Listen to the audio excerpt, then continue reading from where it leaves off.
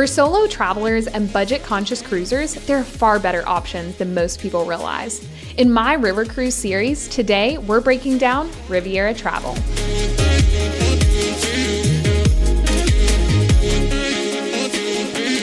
This is really an emphasis on the boutique charm. Okay, I met several of Riviera's salespeople this last year. Just an absolutely amazing product. They're so passionate about it.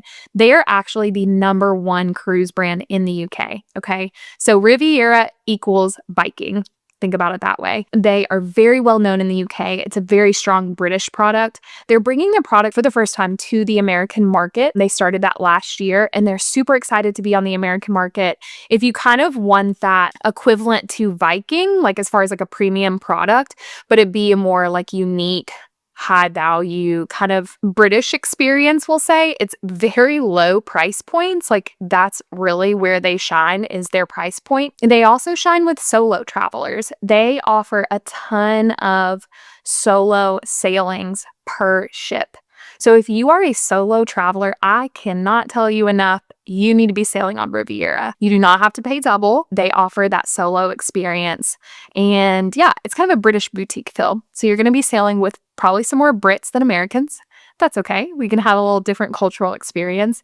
Their ships are more intimate. They're stylish. They have some personality. Most of them are all named after authors like Geoffrey Chaucer. So pretty cool. They have these kind of famous literary figures.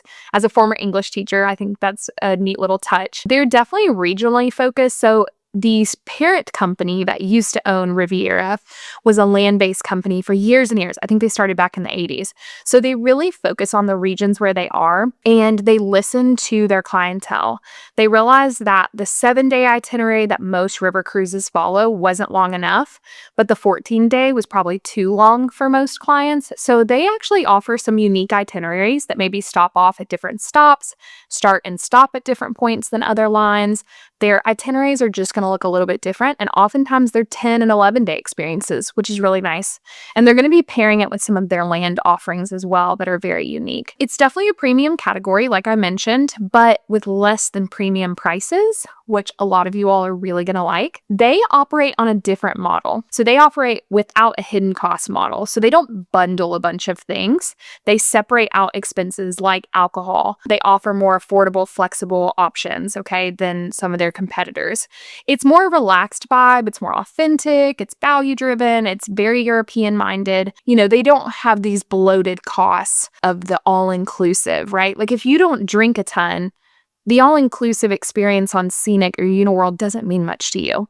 So something like this could be a nicer fit for you because you're not bloating your cost with things you really don't use on board. So they definitely offer a unique niche. I would look into them. I know it might be a new name for some of you guys, but their product is really fabulous. The people behind their product are really great too. I've enjoyed getting to know them. This could work really well too for large families because their group pricing is unique. So if you have a large family that wants to travel together, maybe some multi-gen, some adult children, something like that, I think this could be a nice fit, especially you might have a solo in your group of family, and they would get a good price. So it is a smaller brand. They do have a smaller fleet, but it is a young fleet. It's a fresh fleet, and they do have fewer departures. So just something to think about. And then it's a more boutique experience, okay? So this is going to be best for people who want that unique experience, and maybe they just want a variety. So like maybe you've done a lot of different cruises and you just want to try something different. I think Riviera would be a really fun fit for you because it's new to us as Americans. They do have a less global presence. They are really focused on the UK. They're a UK-owned company, so they don't have as many itinerary choices as the big brand, but do remember they are the #1 river cruise line in the UK.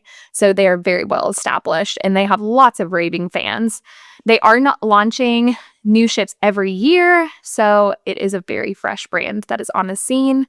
And yeah, again, cannot emphasize enough how much they lead in solo travel. They offer, 4 to 6 cabins per departure, no single supplement. Guys, that is huge. If you are a solo traveler watching, your mind is just getting blown right now. You don't have to pay double. Great, great product for you guys. So are you ready to set sail aboard Riviera?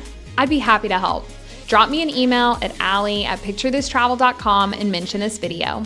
If you'd like to learn more about other river cruise lines, I've got a whole series on my channel you're going to love. I'll see you all in the next video.